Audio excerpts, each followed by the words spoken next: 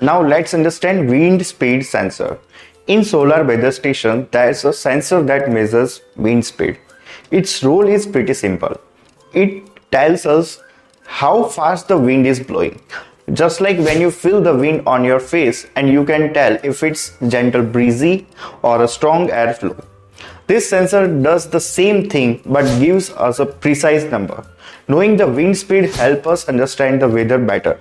It's important for things like predicting storms, assessing wind energy potential, and understanding how weather patterns move. So the wind speed sensor is like a little weather detective that helps us keep track of the air movement outside. In solar weather station, generally 3-cup wind speed sensor is used.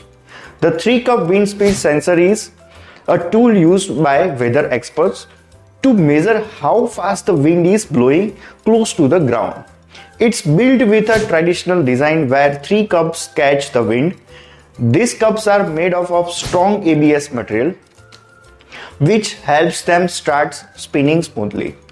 This ensures that the information it collects about wind speed is accurate. Inside the cups, there is a special unit that processes the signals and gives us output of the wind speed in data format. This sensor is often used alongside a wind direction sensor in outdoor weather monitoring systems.